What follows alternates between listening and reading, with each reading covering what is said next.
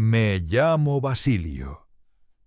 Tengo 76 años y soy un ex telegrafista retirado que pasa sus días en Guanajuato entre calles de cantera rosa y el rumor del viento bajando por las callejuelas.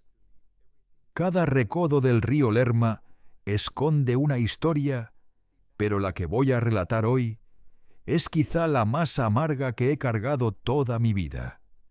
Una herida vieja ya cerrada, pero que todavía arde cuando la memoria decide abrir sus ventanas.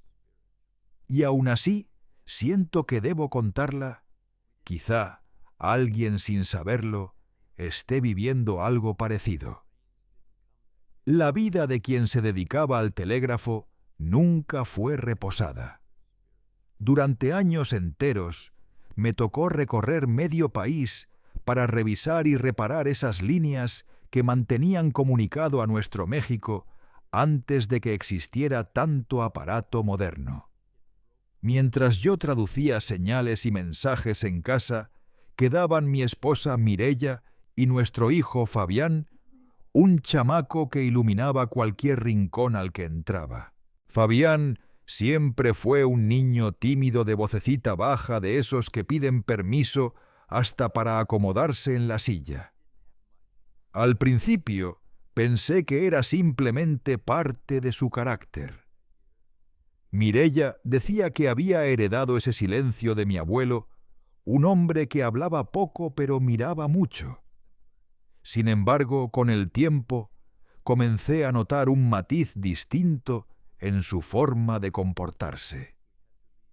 Cuando yo volvía de algún viaje, el niño corría a abrazarme con fuerza, pero enseguida regresaba a su rinconcito como si temiera incomodar. «Es solo una etapa», repetía Mireya cada vez que le mencionaba mi preocupación. Sus notas escolares habían cambiado. La maestra enviaba recados diciendo que se distraía, que ya no levantaba la mano para participar. Entre mis largas jornadas descifrando códigos, acabé convenciéndome de que era algo pasajero. Y había algo que en su momento incluso me parecía hermoso. Mireya se había vuelto más devota. Todas las noches, justo a las 9, llevaba a Fabián a su cuarto diciendo que era la hora de la oración. «Le estoy enseñando valores», decía inflada de orgullo. Siempre cerraba la puerta con llave, alegando que se trataba de un instante íntimo entre madre e hijo, una conexión espiritual. Yo, hombre criado con frijoles de la olla y tortillas recalentadas al borde del fogón, respetaba ese espacio sin hacer preguntas. Hasta lo veía como un gesto tierno. Pero había algo que me inquietaba. El niño, que ya era reservado, salía todavía más apagado después de esas sesiones. Una tarde, cuando le conté que debía viajar a la capital para atender una línea dañada, vi un terror tan claro en sus ojos que me dejó helado. Miró a su madre como quien busca refugio y teme encontrar otra cosa. «Papá, ¿de verdad te tienes que ir?», murmuró con un hilo de voz. «Es su trabajo, muchacho». «No empieces con tonterías», contestó Mireya antes de que yo alcanzara a responder. Aquel anochecer, mientras el ventilador viejo giraba lento y la luz se colaba dorada por la ventana, Fabián me abrazó con una fuerza distinta y me dijo algo que debió sacudirme el alma desde entonces: «Cuando tú no estás, mamá cambia». Aquel susurro quedó suspendido en la oscuridad como un presagio que yo en mi ceguera pasé por alto. Pensé que era nostalgia de hijo. ¡Qué equivocado estaba! La vida en carretera me robaba momentos, sí, pero nunca imaginé que también me estaba robando la verdad que ocurría bajo mi propio techo, entre las tejas rojas de esa casa a la orilla del río. Mi infancia había sido completamente diferente a la de Fabián. Nací y crecí en Parral, Chihuahua, donde el cielo parece más azul que en cualquier otro sitio. Hijo de pescador, aprendí temprano a respetar los ríos, los animales y el silencio del amanecer. Mi padre, hombre de labios cerrados y mirada firme, enseñaba más con gestos que con palabras.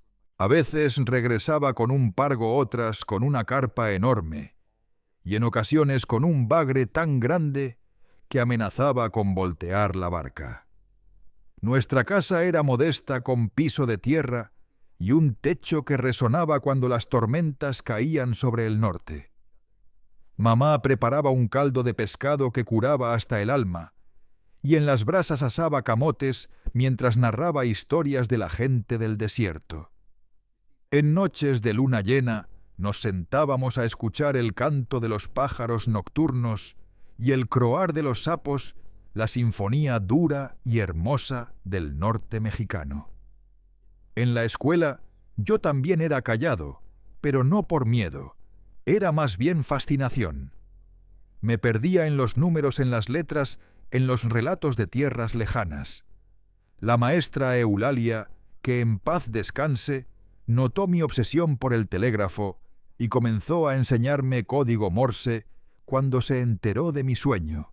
Basilio tiene un don para la comunicación, decía, mientras mi madre sonreía trenzando palma para hacer sombreros. Aprendí las señales como quien aprende una oración secreta. Practicaba golpeteando con los dedos sobre la mesa, usando una linterna por la noche, o silbando puntos y rayas mientras acompañaba a papá a pescar. Aquellos códigos me parecían magia pura. Sentía que podía hablar con el mundo sin mover los labios. Cuando surgió la oportunidad de trabajar en la estación telegráfica de la Ciudad de México, mamá lloró bajito, pero me animó a aceptar. Papá me regaló una navaja multiusos y dijo la frase más larga que le oí jamás: «Ve, hijo, el mundo es muy grande para quedarse quieto». Con 18 años dejé Chihuahua con una maleta de cartón, 2 mudas de ropa, la navaja de mi padre y la bendición de mi madre, acompañada de un frasquito de té de hierbabuena para cualquier susto del camino. El tren cruzó el desierto mientras yo iba pegado a la ventana, viendo cómo el norte quedaba atrás, pero seguía latiendo dentro de mí. En la capital entré a trabajar en la estación central.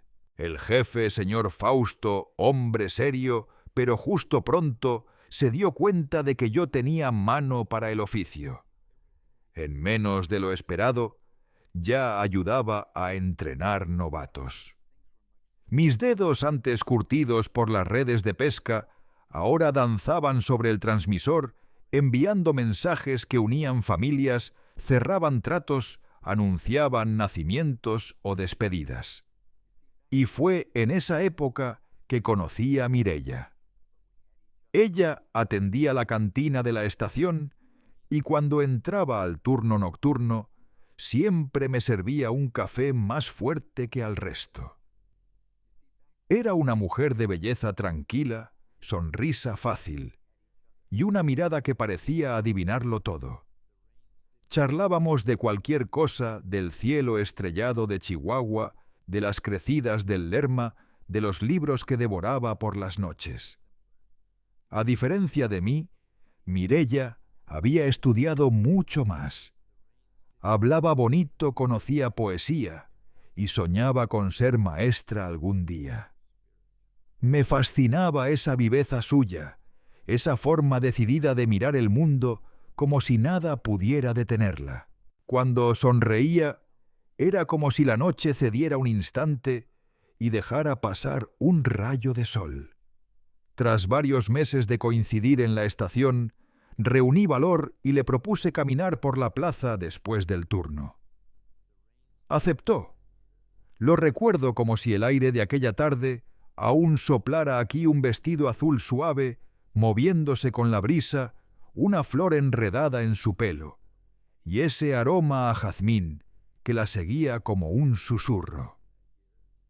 Paseamos bajo las luces cálidas de los faroles, probamos dulces de tamarindo y compartimos un refresco sentado en una banca vieja bajo un aguacate que dejaba caer sombras redondas. La luna enorme y orgullosa, como sólo se ve en el corazón de México, iluminaba el cauce lejano del río. Fue allí, bajo aquella claridad plateada, donde tomé su mano por primera vez. Sentí el corazón golpear más rápido que el telégrafo en temporada de tormentas, cuando los mensajes se amontonan sin tregua. Nunca imaginé que esas mismas manos tan suaves aquella noche acabarían siendo fuente de tanto sufrimiento para nuestro hijo. ¿Cómo prever que aquella voz, capaz de recitar versos con una ternura infinita, se convertiría un día en filo de palabras hirientes? La vida tiene ironías que sólo se comprenden cuando ya cortaron demasiado profundo. Pero entonces todo era ilusión. Nuestras caminatas por la plaza se transformaron en paseos en bote por el lago, mañanas de mercado dominguero y noches de fiesta durante las celebraciones de la Virgen de Guadalupe entre fogatas y bailes. Mireia adoraba bailar. Giraba en los sones tradicionales con un entusiasmo que contagiaba a cualquiera. Me arrastraba entre risas para que la acompañara, mientras yo, tímido como siempre, intentaba seguir el ritmo. Cuando decidí pedir su mano, lo hice como se hacía desde siempre, presentándome ante su padre, el señor Ubaldo, un comerciante respetado en la ciudad. Temblaba por dentro, pero me mantuve firme. «Quiero casarme con su hija, señor. Tengo trabajo estable en correos y telégrafos, y a Mireia la quiero más que a mi propia sombra». Él me recorrió con la mirada, encendió su pipa y murmuró: «Eres del norte, no gente de trabajo, y mi hija merece lo mejor». Hubo una pausa que pareció eternidad antes de que entre una nube de humo añadiera: «Si ella está de acuerdo, tienes mi bendición». La boda fue sencilla en la pequeña iglesia de San Antonio. Mireia lucía hermosa en un vestido que su madre cosió con paciencia infinita. Yo, enfundado en un traje prestado, temblaba como un novato, pero feliz de un modo que nunca antes había conocido. La celebración se hizo en el patio de la casa familiar, con barbacoa, arroz rojo, tamales y una bandita tocando música del Bajío, de esas que obligan hasta al más sereno a mover los pies. Empezamos nuestra vida de recién casados en un cuarto alquilado cerca de la estación.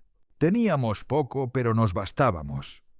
Mireia consiguió empleo de asistente en una escuela. El primer paso hacia su sueño de ser maestra. Yo continué en el telégrafo, ahora con más responsabilidades y un sueldo que alcanzaba un poco mejor. La vida avanzaba tranquila como el Lerma cuando deja de llover. Hasta que un día Mireia me dio una noticia que cambió nuestro destino por completo. Esperábamos un hijo. La alegría que sentí aquella mañana sigue siendo difícil de describir con palabras. Una vida nueva, mezcla de los dos, venía en camino. Y yo me juré que sería un buen padre. Nadie tocaría a mi hijo, nadie lo dañaría. No imaginaba entonces que a veces el peligro duerme bajo el mismo techo. El embarazo de Mireia fue un ir y venir de emociones. Primero las náuseas, cualquier aroma a comida, la hacía lagrimear. Después el llanto fácil, la irritación súbita. Yo trataba de hacerle el camino menos áspero, buscaba tamales recién hechos, preparaba té de hierbabuena, como me enseñó mi madre, masajeaba sus pies cansados cuando volvía de la escuela. Conforme la barriga crecía, ella se volvía más hermosa y también más inquieta. Decía que estaba hinchada, que ya no podría dar clases, que nuestro cuarto era demasiado pequeño para criar un niño. Yo intentaba calmarla, asegurándole que encontraríamos la forma, que nada nos quedaría grande si seguíamos juntos. «No entiendes, Basilio. Tú no eres quien lleva este peso en el cuerpo», gritaba a veces cerrando la puerta de un golpe que reverberaba en las paredes. Aquellas escenas me dejaban mudo con la sensación amarga de no saber cómo ayudarla. La señora Brígida, reconocida partera, que había recibido a medio barrio, trataba de tranquilizarme. «Es normal, joven. Las hormonas les revuelven el mundo. Aguante tantito». Y yo aguantaba. La paciencia es parte del oficio. En el telégrafo, uno aprende a esperar a descifrar señales con calma. Así, entre sobresaltos y ternuras, llegamos a la noche en que Fabián decidió nacer.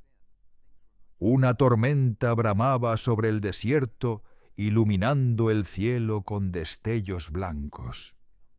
El Lerma creció tanto que amenazó con meterse a las casas cercanas. Mireia entró en labor de parto 2 días antes de lo previsto. La cargué bajo la lluvia hasta la casa de la señora Brígida, con el agua golpeándonos la espalda como si quisiera empujarnos al abismo. Fueron horas largas, pesadas, en las que solo pude esperar en el porche, oyendo sus gritos y rezando en silencio a la Virgen de Guadalupe, igual que mi madre. Hasta que de pronto un llanto fuerte rompió la barrera del temporal. Un llanto limpio, vibrante, que parecía desafiar la furia del cielo. Entré al cuarto y allí estaba él diminuto, envuelto en brazos de Mireia. Un niño perfecto. Heredó los ojos de su madre, la naricita chata de mi padre y una mata de cabello oscuro. Sus manos tan pequeñas se abrían y cerraban como si ya intentaran enviar un mensaje en código Morse.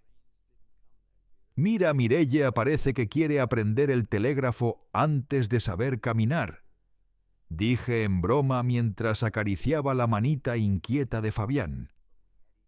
Ella lo observó con un gesto extraño, una mezcla opaca que no supe leer entonces ni alegría ni orgullo.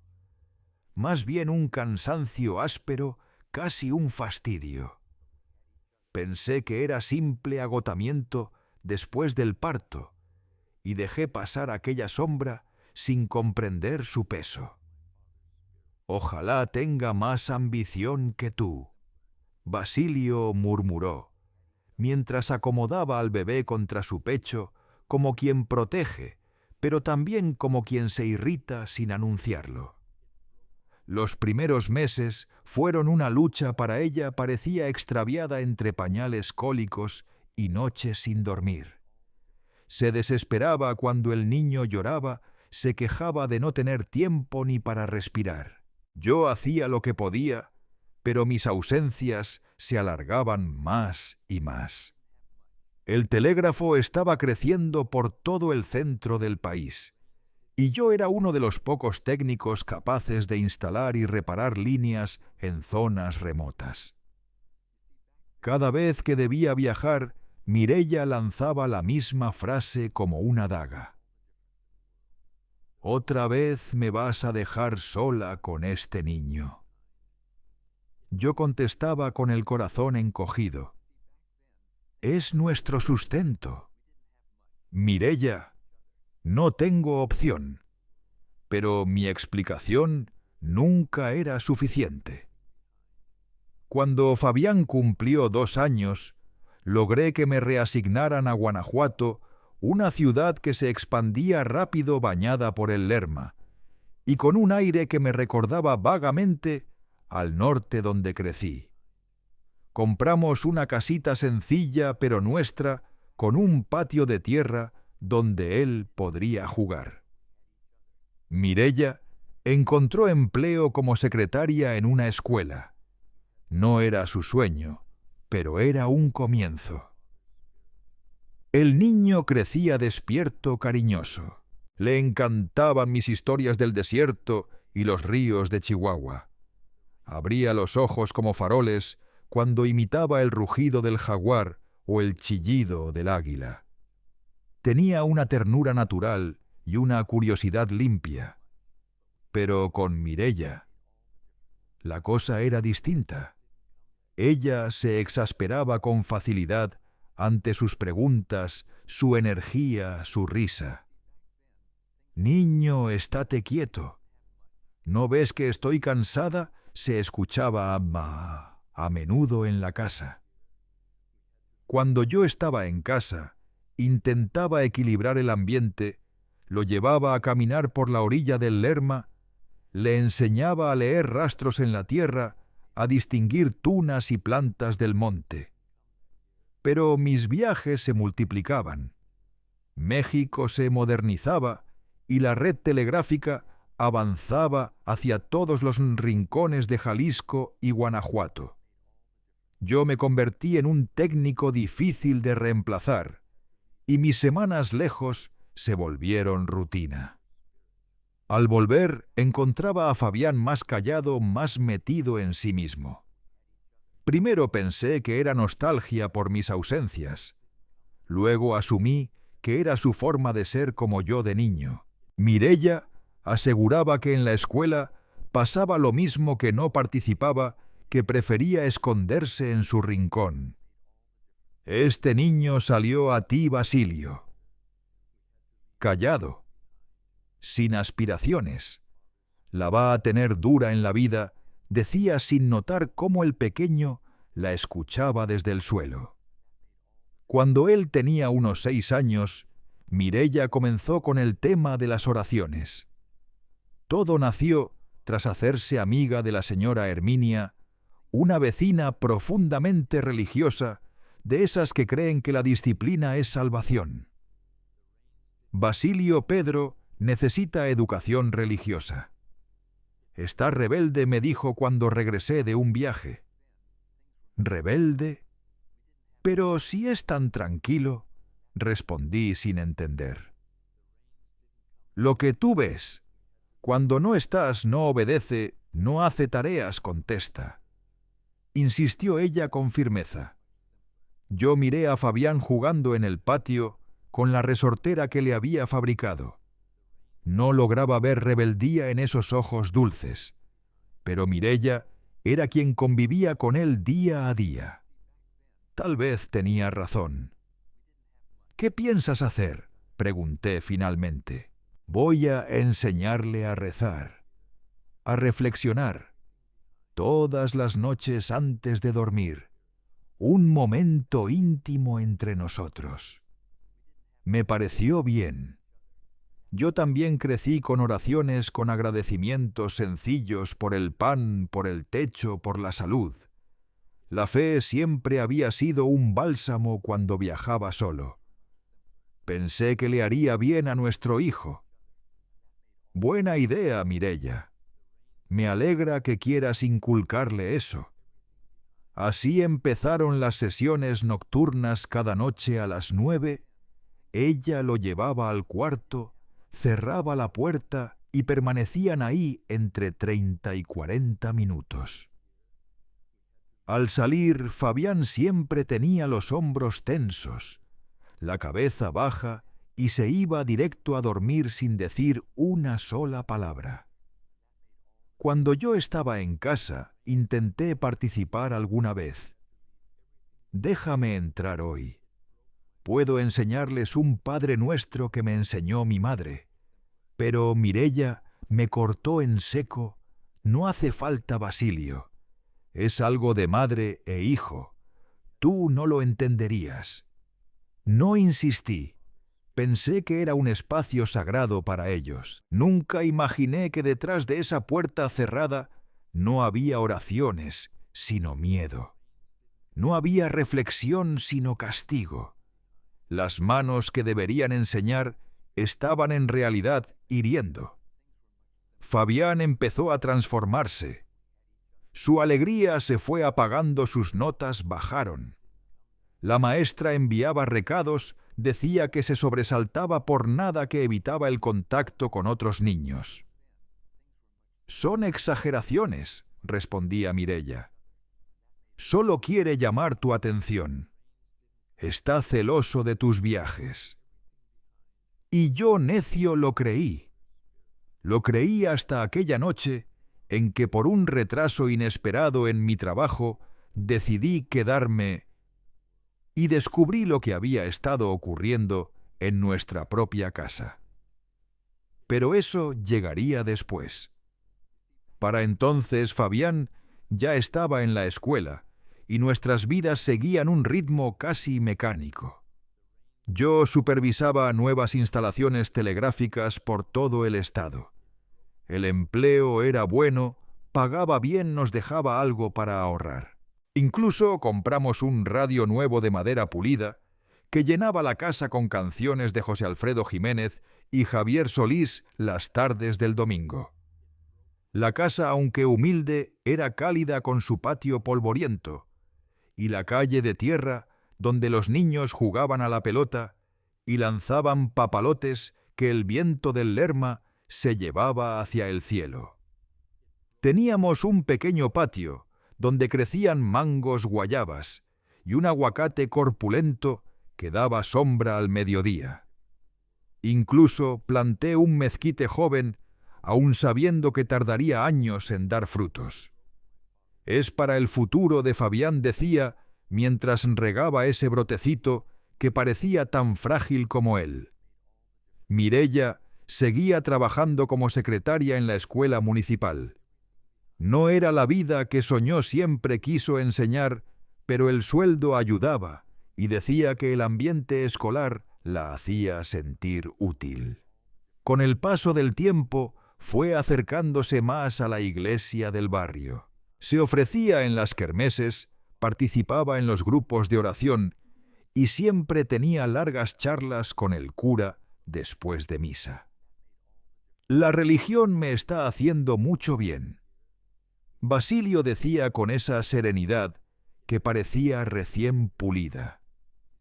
Yo me alegraba por ella, mi fe siempre había sido más discreta, de esas que se viven en silencio, en los actos cotidianos, en los pequeños gestos. Mi padre me inculcó que Dios está más en lo que hacemos que en lo que presumimos. Fabián ya tenía unos 8 años. En la escuela no sobresalía, pero tampoco quedaba atrás. Le fascinaban especialmente las clases de ciencias, siempre regresaba contando sobre insectos, plantas y animales que la maestra mencionaba. En casa pasaba horas hojeando una enciclopedia viejita que compré a un vendedor ambulante.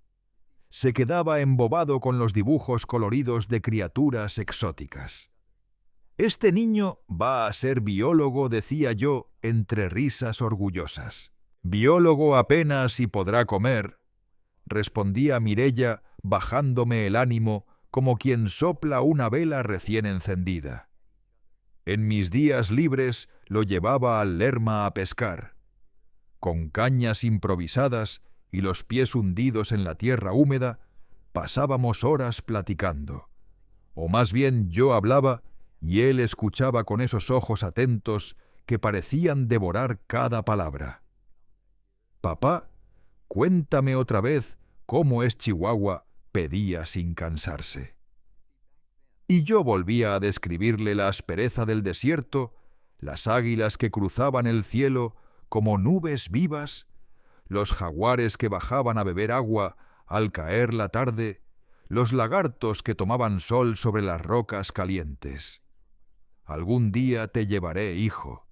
Conocerás la tierra donde nací. Fabián sonreía, pero era una sonrisa ligeramente torcida, triste, como si dudara que ese día realmente llegaría. Ahora sé la razón. Para un niño que vive con miedo, el futuro siempre es un territorio incierto. En casa se movía casi sin sonido, como si temiera despertar algo dormido. Se refugiaba en el patio, jugando bajito con las figuritas de madera que yo le tallaba cuando viajaba.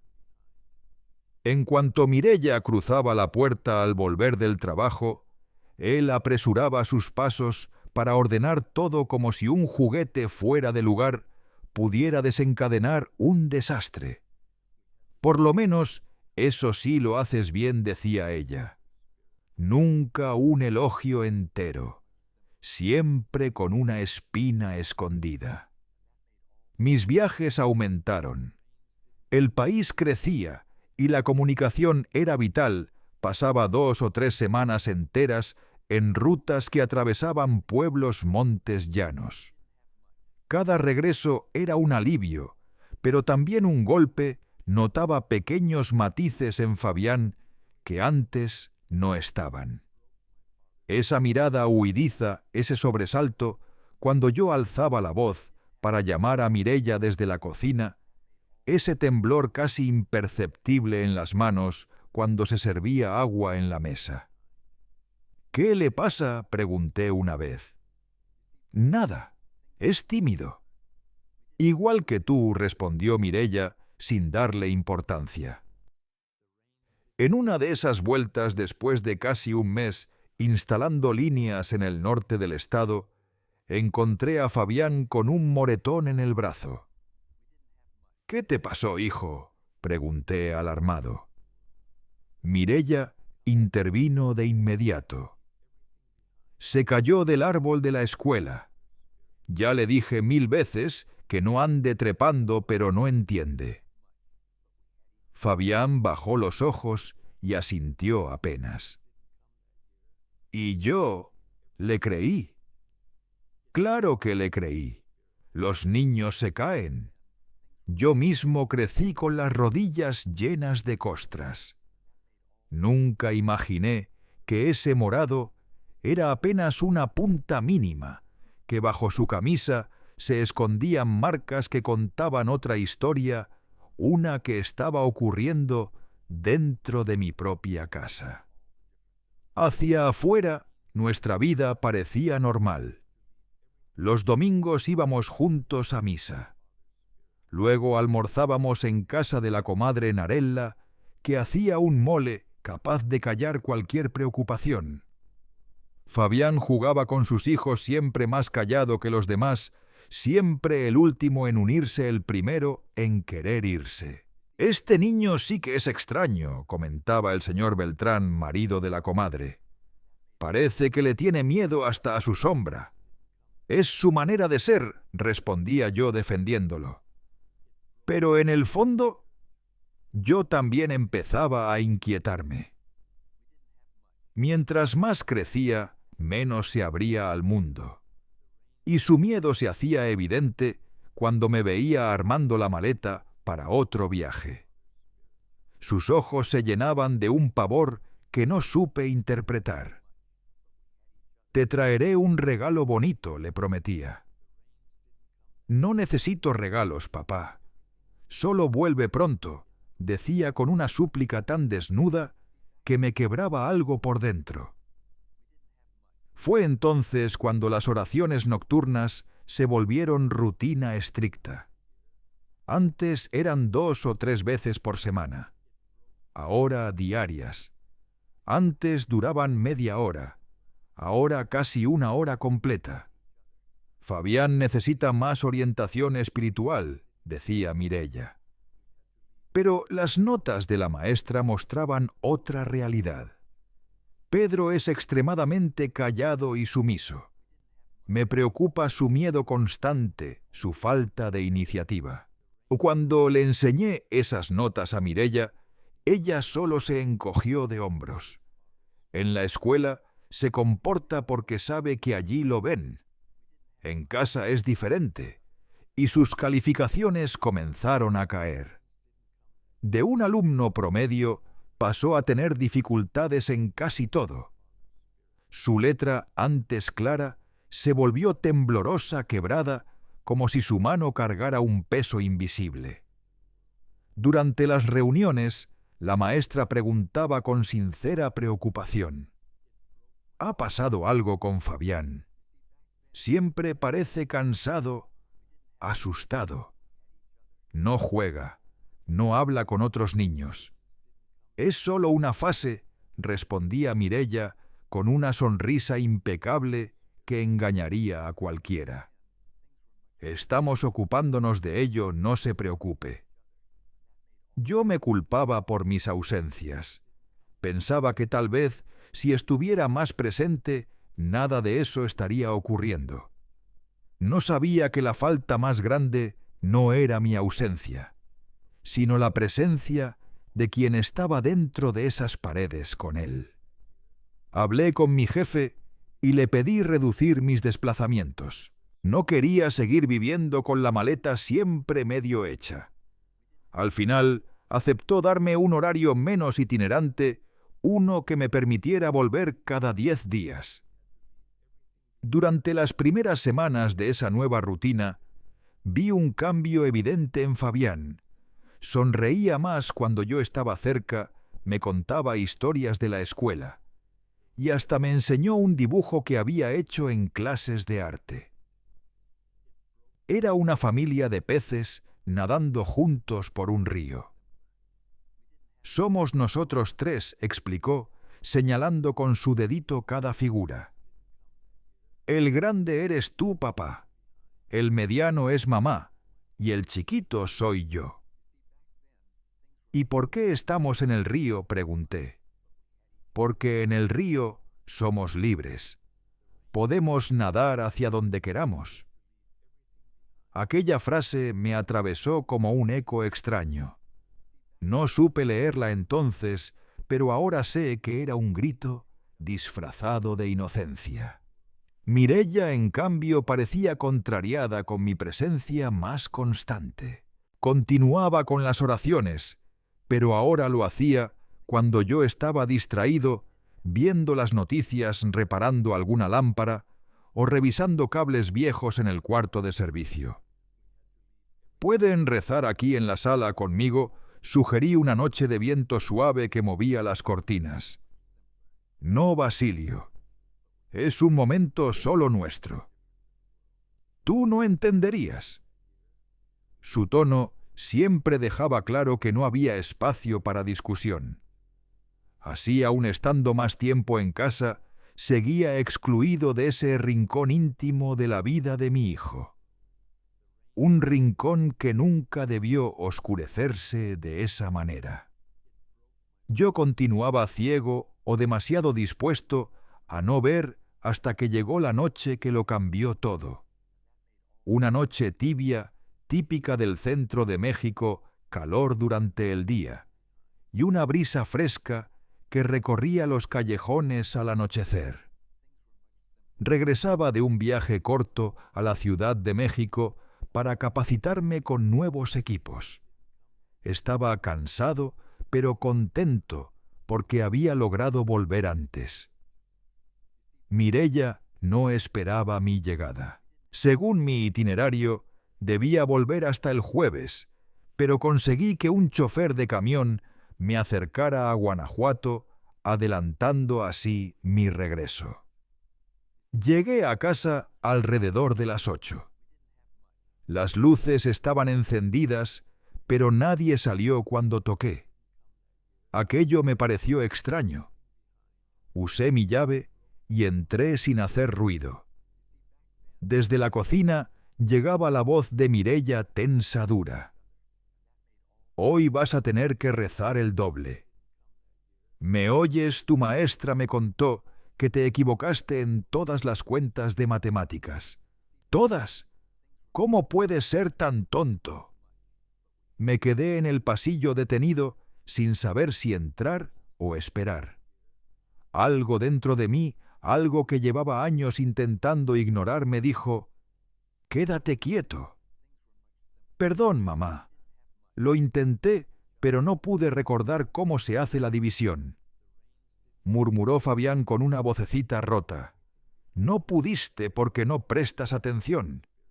Andas siempre con la cabeza en las nubes igualito que tu padre, que nunca llegó a nada en la vida». Aquello me golpeó, pero no dije nada. Quería ver entender abrir los ojos de una vez. Papá trabaja mucho. Mamá trae dinero a casa. Un golpe seco interrumpió su oración, una palmada contra la mesa. «No me respondas. ¿Quién te crees que eres? Si tu padre fuera alguien importante, no estaría hoy recorriendo desiertos reparando cables como un peón cualquiera». «Perdón, mamá», susurró Fabián. Mi sangre empezó a hervir, pero no era el momento. No aún.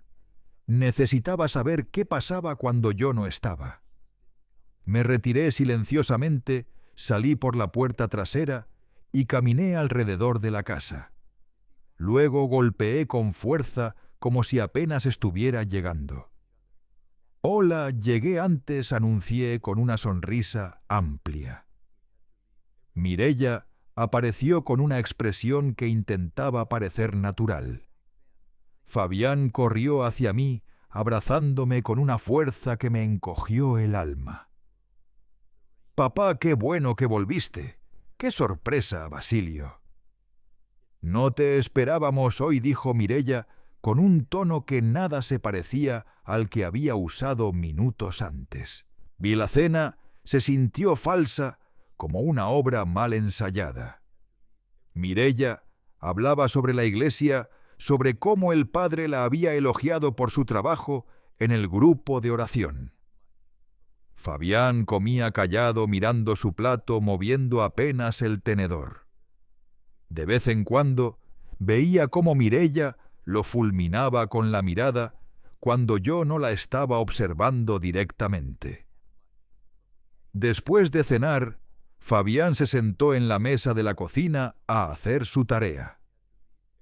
Yo fingí ver televisión, pero en realidad seguía la escena a través de la puerta entreabierta. «Muéstrame esa tarea», exigió Mireia, arrancándole el cuaderno. «Está todo mal otra vez. Nunca aprendes». «¿Puedo ayudarte, hijo?», pregunté levantándome, recordando que las matemáticas siempre se me dieron bien. Mireia cerró el cuaderno de golpe. «No hace falta, Basilio.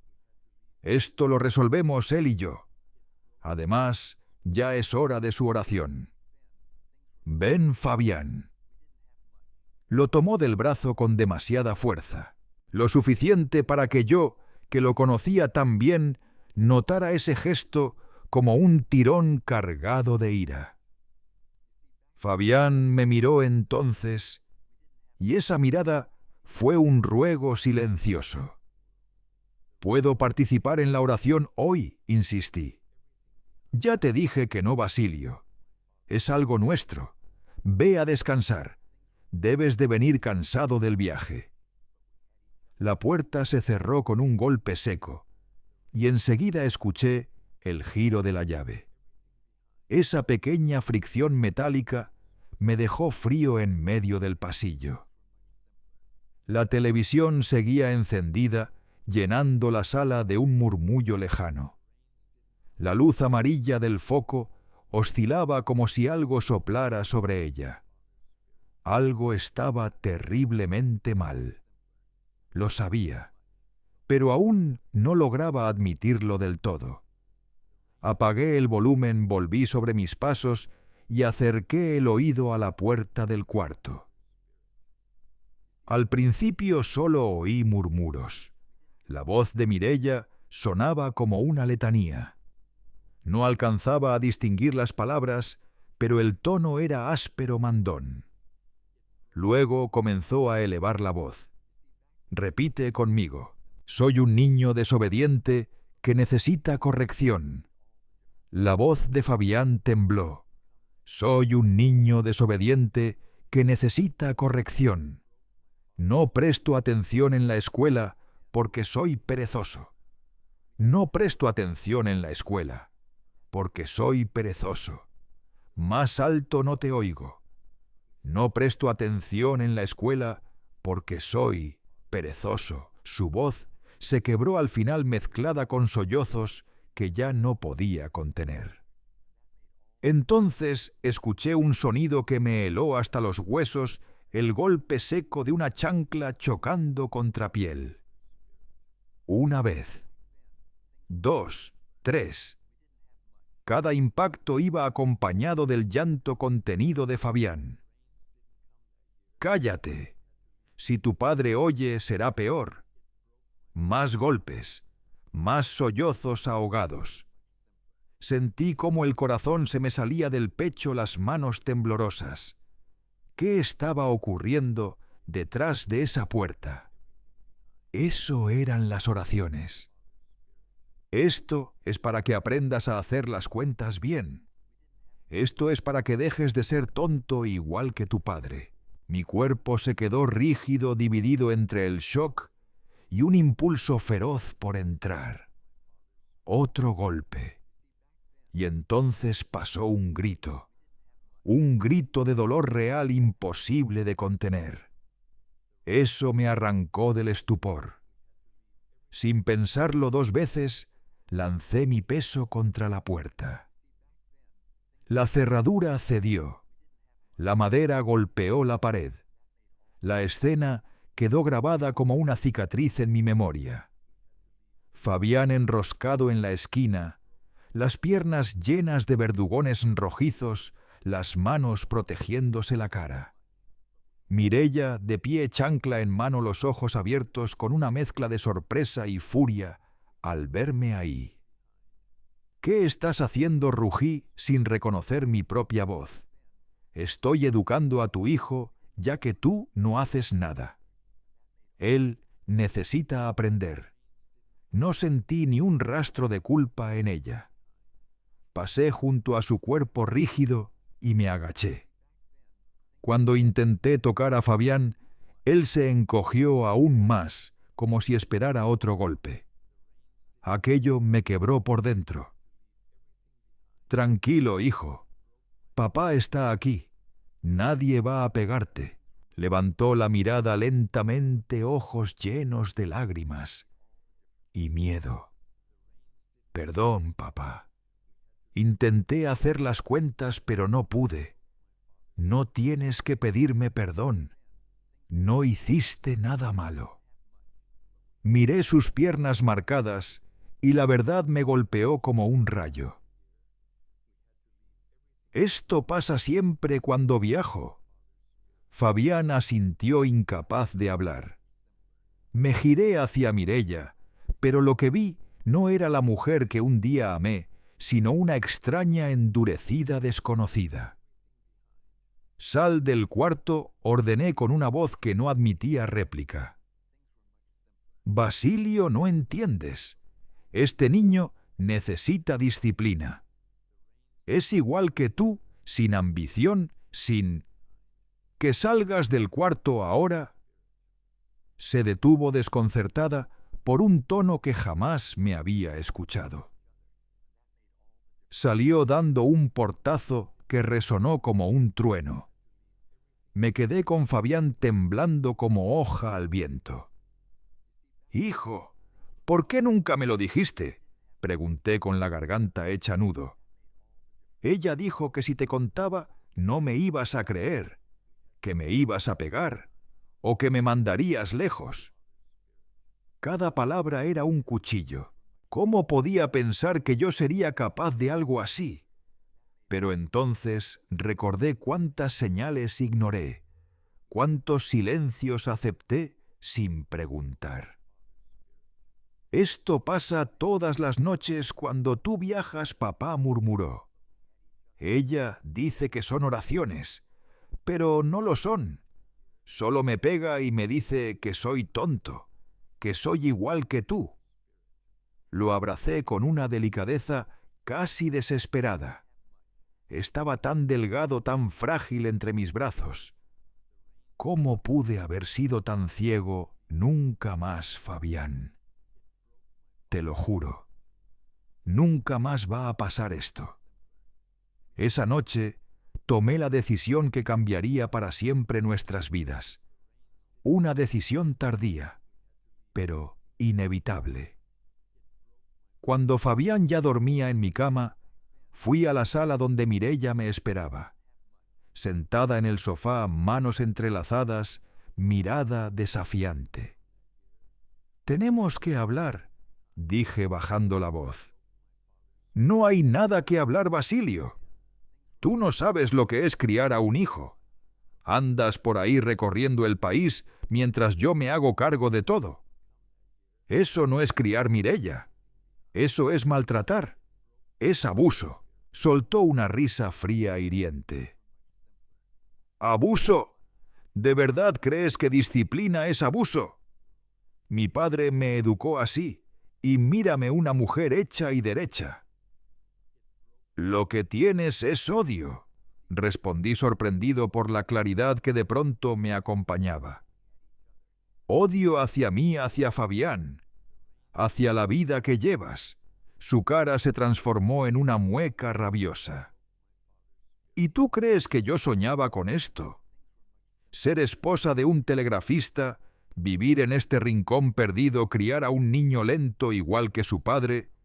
Yo merecía más, Basilio». Cada frase era un golpe, pero ya no tenía el poder de antes. Algo dentro de mí había hecho clic. «Entonces, ¿por qué te quedaste conmigo? ¿Por qué tuviste un hijo?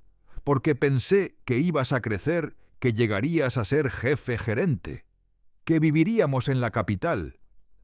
Pero no te conformas con poco. Igual que él». Sacudí la cabeza incrédulo. Después de tantos años, recién ahora veía quién era realmente. «Quiero que te vayas de la casa», dije sin titubear. «¿Qué me oíste? No voy a permitir que sigas lastimando a nuestro hijo. Mañana mismo buscaré ayuda. Voy a denunciar lo que has hecho». Se puso de pie de un salto, el rostro enrojecido. «No puedes echarme. Esta casa también es mía. Esta casa ahora es de Fabián. Es el único que merece vivir aquí sin miedo, sin humillaciones. Nadie va a creerte, Basilio. Soy yo la que va a la escuela, la que habla con los vecinos, la que ayuda en la iglesia. Todos saben que soy buena madre. Las marcas en el cuerpo de Fabián cuentan otra historia. Ella cambió de estrategia, caminó hacia mí con ojos suplicantes. «Basilio, hablemos con calma. Admito que exageré hoy. Estaba nerviosa. Pero no puedes separar a un hijo de su madre. Eso es inhumano.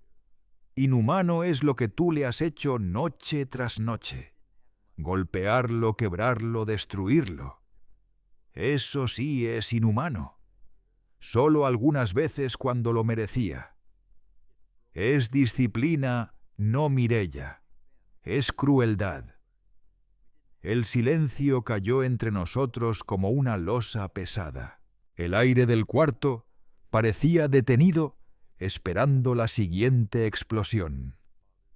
Afuera, el canto monótono de las ranas del pantano seguía su ritmo nocturno, completamente ajenas al drama que se desataba dentro de aquella casita humilde a orillas del Lerma. «Si me denuncias, voy a decir que tú también le pegabas, que eres violento conmigo». Su amenaza llegó cargada con un brillo peligroso en los ojos. «Di lo que quieras. Fabián sabe la verdad, y la verdad siempre termina saliendo. Te vas a arrepentir, Basilio. No tienes idea de con quién te estás metiendo». «Sí lo sé. Con alguien que un día amé, pero que ahora no es más que un monstruo irreconocible». Mireia tomó su bolso y salió dando un portazo que hizo vibrar los vidrios de la ventana. Imaginé que iría a refugiarse con alguna amiga o a buscar comprensión falsa en la iglesia. Me quedé inmóvil en la sala con una mezcla amarga de alivio y miedo. Alivio por haber dado el paso que siempre evité. Miedo por lo que ese paso iba a desencadenar. Fui al cuarto y encontré a Fabián sentado en la cama, los ojos abiertos de par en par. «¿Mamá se fue?», preguntó con un hilo de voz. «Por ahora sí, hijo, pero tú y yo tenemos que hablar mucho». Me senté a su lado y por primera vez conversamos sin máscaras ni silencios impuestos. Poco a poco él comenzó a contarlo todo, las supuestas oraciones convertidas en rituales de humillación, noches sin cenar como castigo, las frases crueles que iban rompiendo su espíritu. Ella decía que yo era tonto como tú, papá. Las lágrimas le corrían por las mejillas mientras relataba cómo su madre repetía que ambos no serviríamos para nada, que se arrepentía de haberse casado, que su vida había sido un error. Cada palabra que escuchaba era una estocada. ¿Cómo un padre puede no ver tal sufrimiento? ¿Desde cuándo pasa esto, hijo? Creo que desde siempre, pero fue peor cuando entré a la escuela. Si no sacaba buenas notas, ella se ponía furiosa. Decía que yo era una vergüenza. «¿Y por qué nunca me dijiste nada?». Bajó la mirada. Ella decía que si te contaba no me ibas a creer, que te pondrías de su lado, que me pegarías tú también. Sentí rabia y tristeza mezclándose en mi pecho como un incendio. Mireia había desmontado su confianza en mí pedazo a pedazo hasta dejarlo aislado en un mundo de miedo. «Mírame, Fabián». Le tomé suavemente la barbilla. «Te creo. Siempre te voy a creer. Y nunca, nunca volveré a permitir que alguien te lastime. Ni tu madre, ni nadie». Él me observó con esos ojos envejecidos, ojos de un niño que había visto demasiado dolor. «¿Lo prometes, papá?». «Te lo prometo con el alma». Esa noche dormimos juntos en mi cama. Fabián aferrado a mi camisa como si temiera que desapareciera al cerrar los ojos. A la madrugada tuvo pesadillas gritando en la oscuridad, y yo lo calmé en silencio, acariciándole el cabello, prometiéndole que nada le pasaría mientras yo respirara. A la mañana siguiente fui temprano a la comisaría. El señor Artúnez, el comisario, era un hombre serio, recto, respetado por no tolerar abusos de ningún tipo, ni siquiera los domésticos que tantos consideran asunto de familia.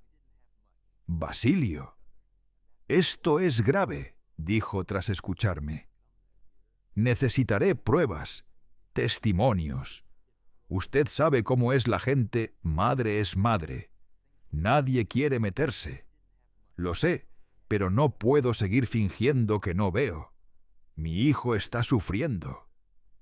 El comisario se quedó pensativo rascándose la barbilla. «Enviaré al cabo Nereo para registrar las marcas y hablar con el niño. También necesitará un informe médico. Después veremos al juez». Al salir pasé por la escuela de Fabián. La directora, la señora Candelaria, Me recibió sorprendida. «Señor Basilio, ¿usted aquí un lunes? ¿No está de viaje?» «No vengo a hablar de la situación de mi hijo». Mientras le relataba lo que había descubierto su mano, fue a la boca horrorizada. «Dios mío, la señora Mireia siempre parecía tan dedicada».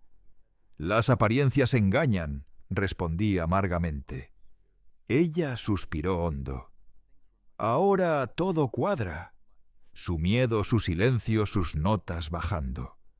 Siempre pensé que había algo raro, pero nunca imaginé. «Necesito su ayuda. La maestra de Fabián puede dar testimonio, claro». Herminia notó desde principio de año que él estaba distinto, más retraído. Incluso envió notas a casa. «Notas que nunca vi», murmuré. Sí, Mireia las había escondido. Salí de la escuela con la promesa de que la maestra acudiría a declarar. Era un paso pequeño, pero firme. Al volver a casa, la señora Belinda, nuestra vecina viuda que cuidaba a Fabián esa mañana, me abrió la puerta con una mirada cargada de compasión. «Señor Basilio, qué cosa tan triste». El niño me mostró las marcas. ¿Cómo pudo Mireia hacerle eso? A veces uno cree conocer a la gente y está viviendo al lado de un desconocido, dije sintiendo otra vez el filo de la culpa. Ella bajó la cabeza. «Necesito decirle algo. Yo ya sospechaba. Varias veces lo oí llorar por la noche cuando usted estaba fuera. Una vez toqué la puerta, pero Mireia dijo que era dolor de estómago». Una punzada de ira me cruzó el pecho.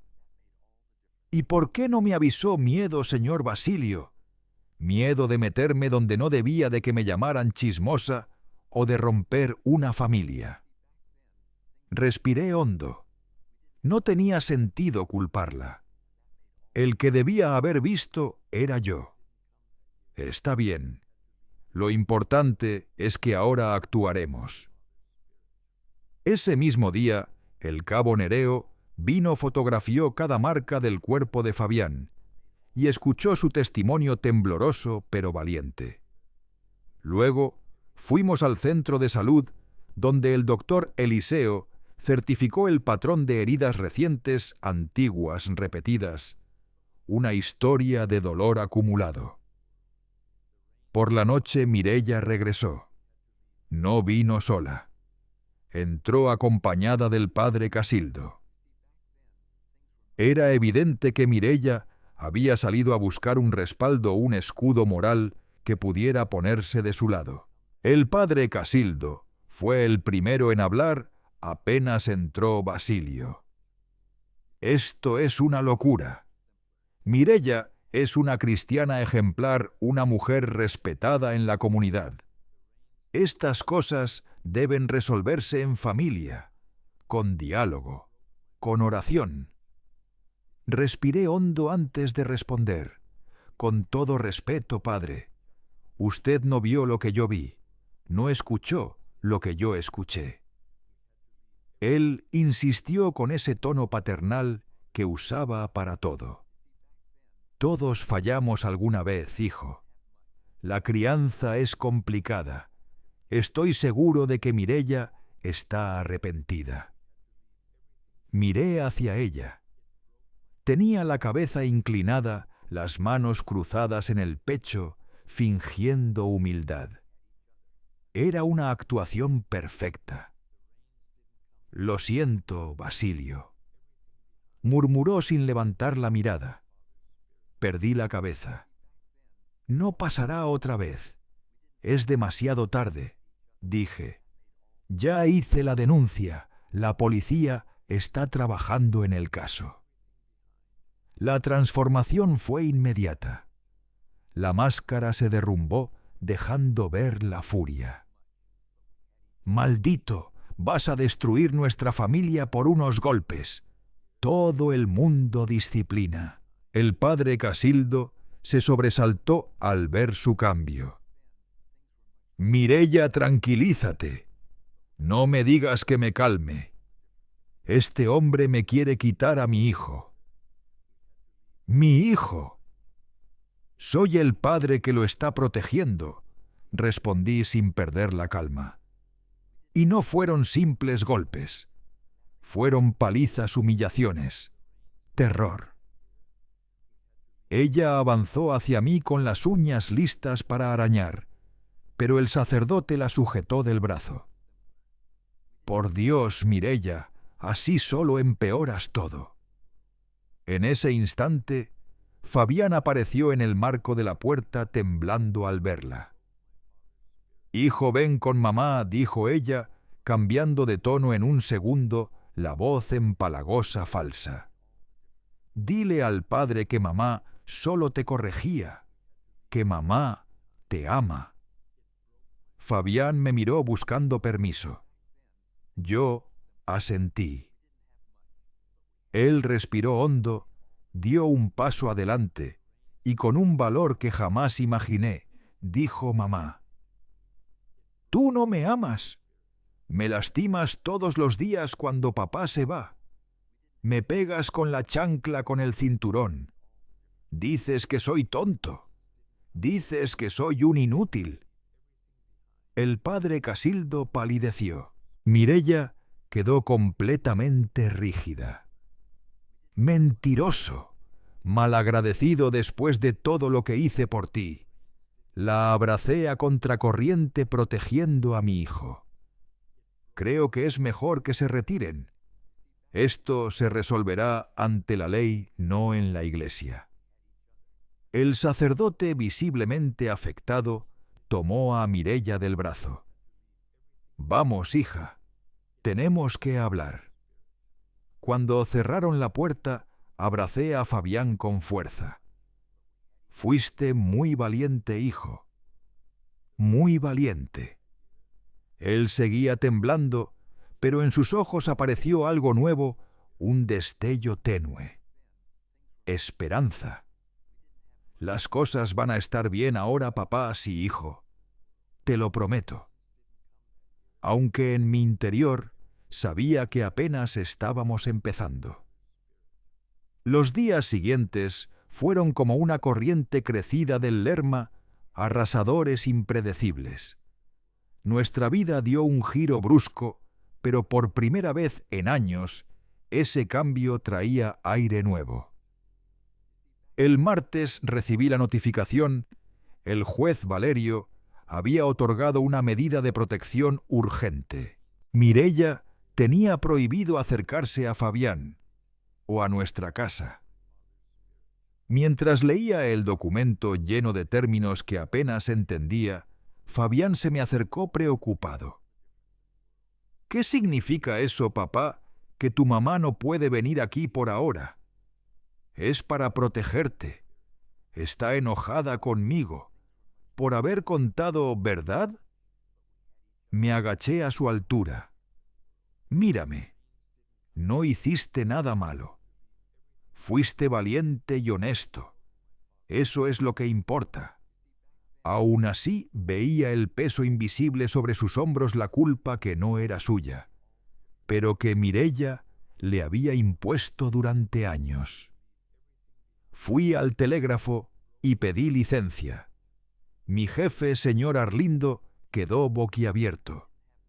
La señora Mireya, tan religiosa, tan dedicada. Las apariencias engañan. Se rascó la cabeza. «Tienes 15 días, Basilio. Más será difícil. Mucho trabajo, nuevas líneas hacia Puebla. Lo entiendo, pero no dejaré solo a mi hijo. Si hace falta, renuncio». Sus cejas se levantaron. «Espera, hombre. No es para tanto. Quizá podamos mover tu puesto a la central de aquí. Menos viajes, ganas menos, pero acepto». No dudé. El dinero se recupera. La vida de un hijo, no.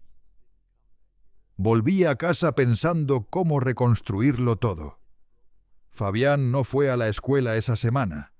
El médico recomendó reposo físico y emocional. La señora Belinda, nuestra vecina, se ofreció a cuidarlo cuando yo necesitara salir. Los vecinos que antes guardaban distancia, ahora aparecían con pan de elote atole y dulces para el niño valiente, como empezaron a llamarlo. El jueves fuimos al juzgado para la audiencia inicial. Fabián no soltaba mi mano. La sala era pequeña, sofocante. El ventilador del techo giraba lento moviendo apenas el aire caliente. Estaban el juez Valerio, la fiscal Llurena y la asistente social Benilda, que ya había visitado nuestra casa. Mireia llegó acompañada del licenciado Paredes, un abogado conocido por lidiar con casos turbios. Iba impecable maquillada, el rosario colgado en las manos, la imagen perfecta de la madre devota. Al verme, lanzó una mirada de veneno que enseguida se transformó en dulzura fingida al notar que el juez la observaba. La audiencia fue un tormento. Fabián tuvo que contar de nuevo, esta vez frente a ella. Su voz temblaba, pero no retrocedió. Habló de las oraciones que eran tortura, de los castigos sin comida, de las humillaciones diarias. Ella decía que yo era tonto como mi papá, que nunca sería nadie. Mireia lo negaba todo, por supuesto. Mireia sostenía que aquello eran simples correcciones que Fabián dramatizaba para llamar la atención. Siempre fue un niño difícil manipulador, declaró entre lágrimas que parecían más entrenadas que sentidas.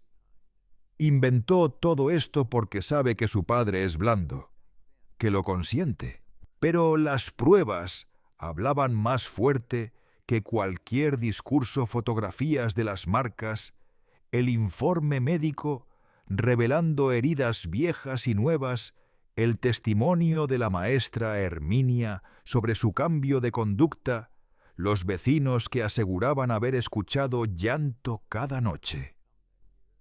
Al final, el juez Valerio decidió mantener la medida de protección. Fabián quedaría bajo mi custodia exclusiva hasta el juicio final. A Mireia le concedieron vistas supervisadas una vez a la semana, siempre bajo la mirada de un funcionario. «No es justo», protestó ella. «Soy su madre. Un niño necesita a su madre. Un niño necesita seguridad y cariño». «No golpes ni humillaciones», replicó el juez con voz cansada pero firme. «Y quien ha brindado eso es usted, señor Basilio». «No la señora». Salimos del tribunal con alivio y temor mezclados. Era una victoria, sí, pero apenas el inicio de una guerra larga. Habría más audiencias, más declaraciones. Un camino que dolería recorrer. Fabián comenzó terapia con la señora Marialba, una psicóloga de manos suaves y mirada luminosa que viajaba desde Ciudad de México una vez por semana. Tenía esa clase de presencia que hace que los niños se abran como flores bajo el sol. «Su hijo es más fuerte de lo que cree, señor Basilio», me dijo después de la tercera sesión. «Ha sobrevivido a cosas que quebrarían a un adulto, y aún así puede sonreír. Eso es un milagro». Salió a mi madre. Respondí sintiendo un nudo en la garganta. Ella también resistió tormentas y siempre encontró arcoíris.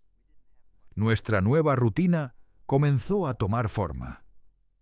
Yo trabajaba en la central telegráfica con horario fijo de 8 a 5. Fabián regresó a la escuela, donde la maestra Herminia lo recibía con afecto y celebraba cada pequeño avance. Las visitas supervisadas con Mireia eran complicadas. Fabián se sentaba rígido en la silla contestando apenas con sí o no. Ella oscilaba entre prometer regalos y culparlo por la situación. «Mira lo que hiciste con nuestra familia», le susurró una vez aprovechando que la asistente social se giró. «Lo destruiste todo». Aquella visita lo destrozó. Tardó horas en dormir, sufrió pesadillas, volvió a mojar la cama. Algo que no pasaba desde hacía años. La psicóloga recomendó suspender las visitas temporalmente. Aún no está listo. La presencia de ella reabre las heridas.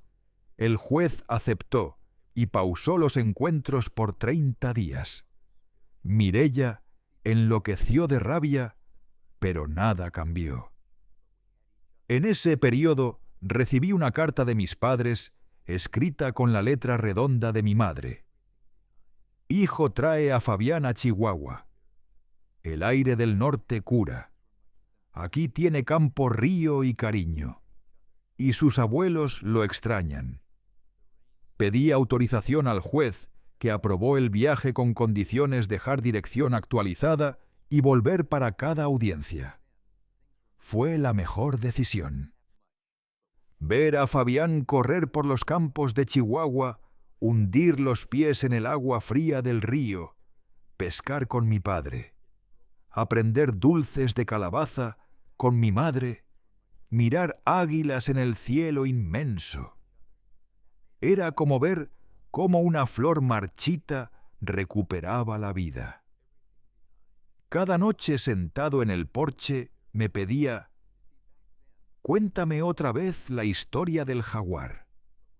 Y mi padre, hombre poco dado a palabras, descubría voces, gestos, un mundo que yo jamás le había visto. «Este niño te saca lo mejor», Basilio decía mi madre mientras removía el desayuno. «Tiene una luz especial, pero hay que cuidarla.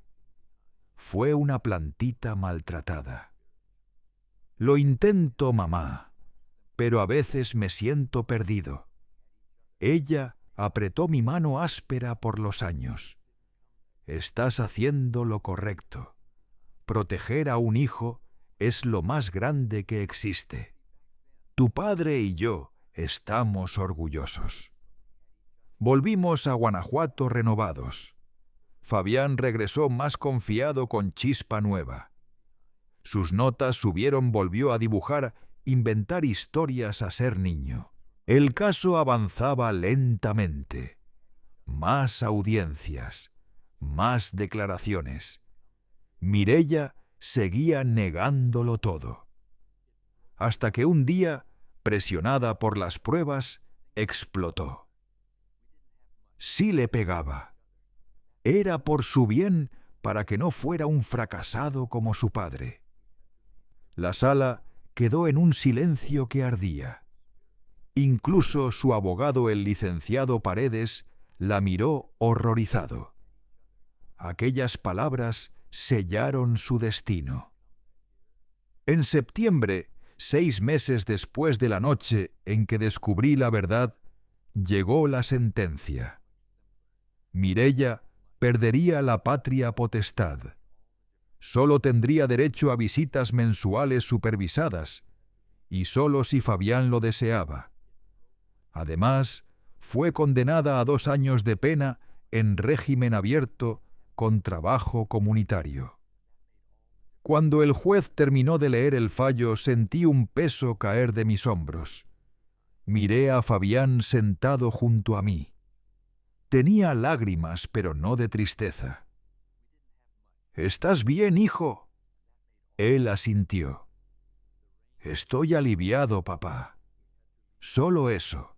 Y al salir del juzgado, me tomó de la mano y preguntó: «Papá, ¿podemos irnos a vivir a Chihuahua con los abuelos?». Sonreí y le despeiné el cabello. «Podemos pensarlo, hijo. Sí, pero ¿Y la escuela? ¿Y tus amigos, Fabián? No tardó en responder.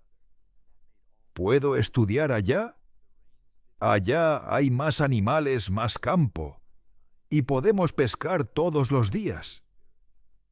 La idea me atravesó como un soplo del norte, volver a mis raíces, criar a mi hijo donde yo mismo aprendí a ser hombre cerca de mis padres, que ya comenzaban a envejecer. Voy a pedir una transferencia al telégrafo de Chihuahua, decidí en voz alta. Últimamente andan buscando gente con experiencia en la zona. Los ojos de Fabián brillaron como en mis recuerdos de infancia. ¿De verdad, papá? Vamos a irnos, sí, hijo. Será un nuevo comienzo para los dos. En las semanas siguientes organizamos la mudanza. Vendí la casa en Guanajuato con la autorización del juez, pues una parte aún legalmente pertenecía a Mireia. Conseguí la transferencia a menor sueldo, pero nada que comprometiera lo esencial. Los vecinos organizaron una pequeña despedida. Fabián, que durante años había pasado desapercibido, ahora era el centro de abrazos, buenos deseos y pequeños regalos. La señora Belinda lloró al despedirse. Los voy a extrañar, pero están haciendo lo correcto. Empiecen de nuevo lejos de tanto dolor. La tarde antes de partir, Mireia apareció en la puerta. Estaba delgada, desgastada, como si la vida le hubiera limado las aristas. Fabián instintivamente se escondió detrás de mí. Vine a despedirme, dijo con voz ronca. Y a pedir perdón. Me quedé callado. Una parte de mí solo veía a la agresora. Otra reconocía en su sombra a la mujer que un día amé. Fabián, lo llamó ella intentando verlo. Sé que te hice daño, mucho daño. No espero que me perdones, pero quiero que sepas que lo reconozco. Fabián salió despacio de detrás de mi espalda. Lo observé con orgullo silencioso, un niño que había visto demasiado, y aún así mantenía dignidad. Te perdono, dijo con calma, pero no quiero vivir contigo. Mireia bajó la cabeza. Las lágrimas corrían sin contención. Lo entiendo.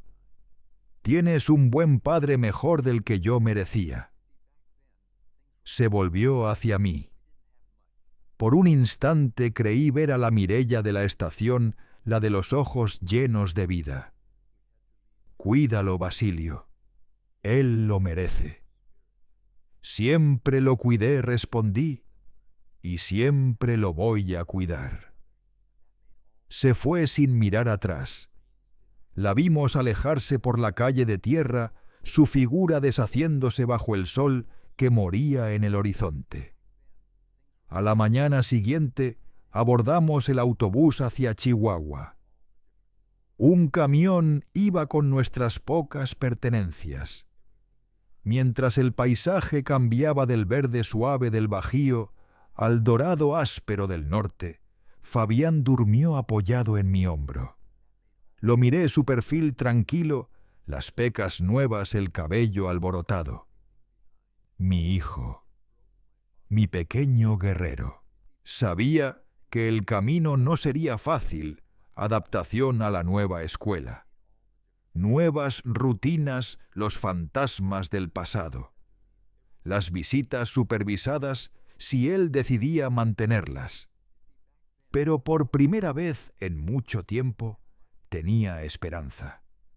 El futuro se abría ante nosotros como el cielo claro de Chihuahua reflejado en las aguas del río en la mañana.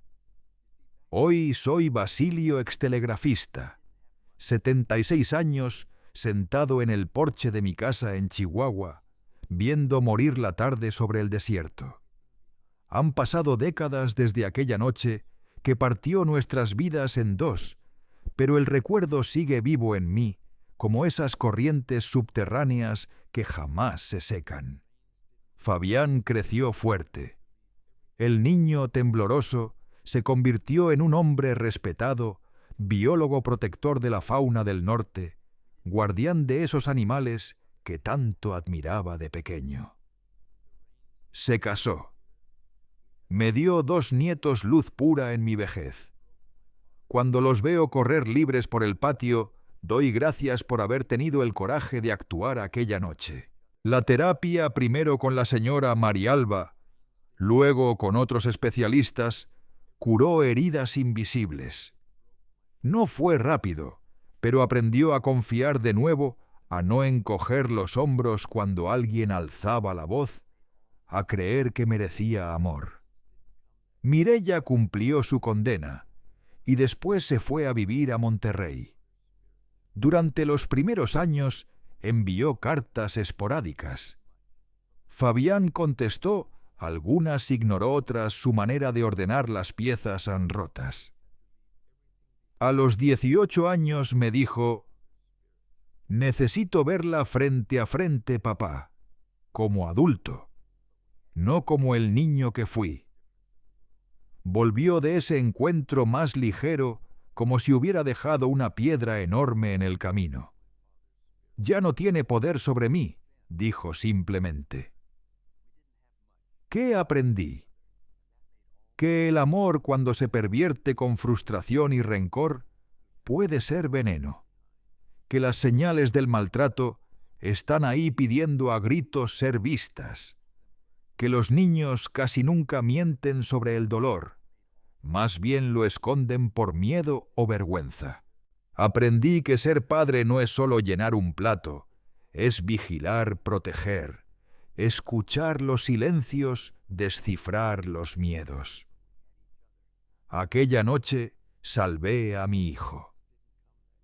Años después, cuando me agradeció, le respondí: «Solo hice lo que un padre verdadero debe hacer». No somos héroes por proteger a nuestros hijos. Monstruos somos cuando fallamos en hacerlo. Hoy, cada vez que escucho un caso de maltrato en las noticias, el corazón me duele. ¿Cuántos niños están sufriendo ahora en silencio? ¿Cuántos padres siguen ciegos como yo estuve? ¿Cuántos vecinos oyen el llanto y voltean la cara? Si mi historia logra abrirle los ojos a alguien, habrá valido la pena revivir la herida. Si un solo niño es salvado porque un adulto decidió no callar, entonces mi dolor y el de Fabián no fue en vano. Los niños no son propiedad. Son vidas frágiles que nos confiaron para proteger, no para destruir. Hoy, cuando Fabián trae a mis nietos a pescar conmigo en el mismo río donde un día le enseñé a lanzar la primera caña, veo que la violencia no logró quebrar nuestro espíritu norteño. Rompimos el ciclo. Mi hijo nunca repitió con los suyos lo que vivió. Los educa con firmeza, sí, pero también con ternura y respeto.